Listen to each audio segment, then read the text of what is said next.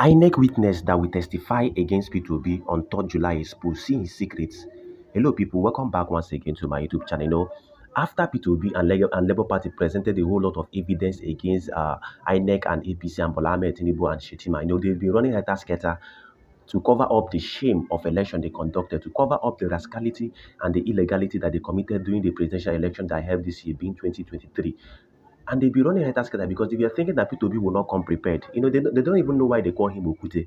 They don't even know why, in Anambra State, he had to go to court several times to recover his mandate because he knows the in and out and he knows the evidence that he needs to prosecute his cases in court. After all the evidence, you could see the boxes of evidence that he has been submitting in this election petition tribunal, even Tinubu's drug-related cases and double nomination, a whole lot of evidences have been submitted. Now, Inec is running helter-skelter because as from tomorrow, they are going to call a witness. They are going to call a witness that will come and testify against P2B. It is very, very funny. It is very, very funny because that is what they've been doing, trying to look for one or two people that will come up to testify against P2B and lie. And as a matter of fact, we've unraveled and discovered one of the witnesses that they want to call against P2B ahead of tomorrow, being 3rd July. The court session is resuming tomorrow. And by tomorrow, INEC will be presenting their witnesses that will be testifying against both P2B and Atiku Abubakar of the People's Democratic Party. So that is what will happen throughout next week. INEC will be calling their witnesses. No, it is very funny that when someone tries to reason or imagine the kind of witness that INEC will call, is it a witness that will come out and testify against that rascality of election and that illegal election that they conducted by allocating scores and votes to Bola Tinubu in order to declare Tinubu the president of this particular country? Well, without wasting your time, let's go straight to the point. I told you guys that INEC will be calling a witness that will testify against P2B, and this particular witness was subpoenaed. I will tell you the name of this witness and what the witness wants to say against P2B. According to the report we got, they said that the Independent National Electoral Commission, being INEC, has prepared a witness, including the name of the witness is Dr. Lawrence Bayode, who is the Deputy Director in the ICT department, to testify in defense of Bola Tinubu's election victory as the presidential election petitions court resumes tomorrow, being July 3rd.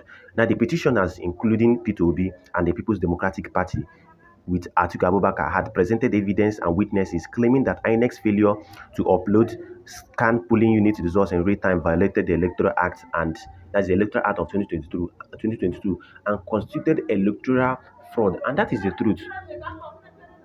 INEC's inability to transmit the election result went against their Electoral Act, being 2022, because in the Electoral Act, INEC stated categorically that their representative at each polling unit, as a matter of fact, is mandated. Even Festus Okoye, who is INEC commissioner, said it in the video, that it is that the INEC staff at the polling unit is mandated to use the BVAS machine to snap the results and upload it to the IRF portal immediately, even before the voters will discard or leave the polling unit.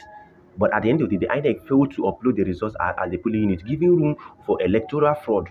Because at the end of the day, those results were taken to the collation centers, where we saw governors like Nyesom Wike and other state governors manipulate the election results. You see some of them were even changed and cleaned, and some of the results were even dirty because of the manipulation that happened at the collation centers of the states, where they manipulated it and equally allocated votes to Bola Tinubu. So let's go straight and let's continue what they're saying about the witness that INEC called to testify against P2B. And according to this, they said Obi and Atiku had presented experts to challenge INEC's claim of technical glitches. Like I've said, Bayode's witness statement highlighted the efforts.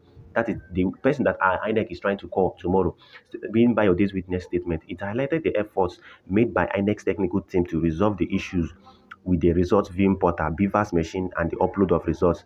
Now, they said that this Bayode's witness, being the person INEC called to testify against P2B, said that the statement that this particular person made highlighted the efforts of INEC to rectify these issues that went wrong with the IRF viewing portal, the VIVAS machine, and the upload of results.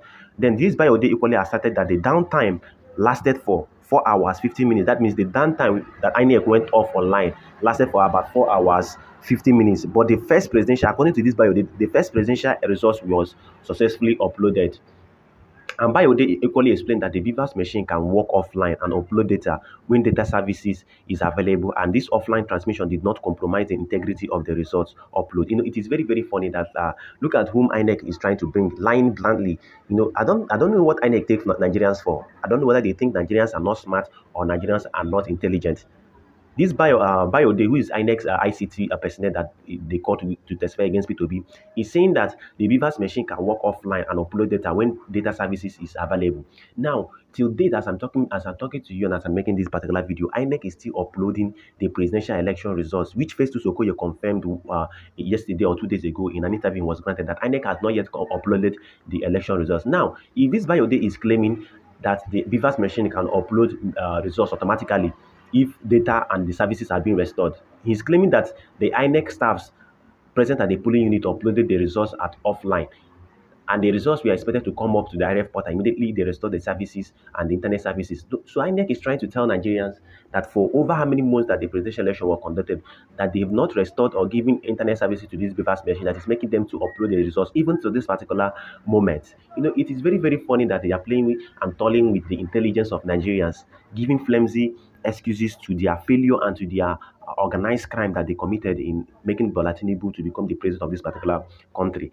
Look at what this particular person said. Let me read it. They said that Biode explained that the Beavers machine can work offline and upload data when data services is available, and this offline transmission did not compromise the integrity of the results upload. INEC has 5 days to present its witnesses, yes, followed by Tinubu's legal team. Yes, after I told you guys within this week that INEC will be presenting about a lot of witnesses within these 5 days of the week. Then after, Tinubu and Shetima's legal team will present their own witness that will come and testify against P2B and Atiku Abubakar. Well, the court is equally expected to conclude the evidence presented by July. That's all the evidence that will be presented by this July, with final addresses in August, and the judgment on the petitions is scheduled for September. That means the final verdict of this particular presidential election petition tribunal will be given on September. After this month, INEC and Shetima and Bola Tinubu and APC will present their witnesses. Then the addresses will be made on August. Then finally on September, the final verdict will be given. It is very, very funny that INEC is giving this kind of is bringing such kind of witness with this kind of witness statement to testify against P2B. It is very, very funny. But I trust P2B's legal team because they know how to address the rascality and the illegality of this particular thing that INEC committed. Well, I'll keep you guys posted, especially tomorrow that the court case will commence officially.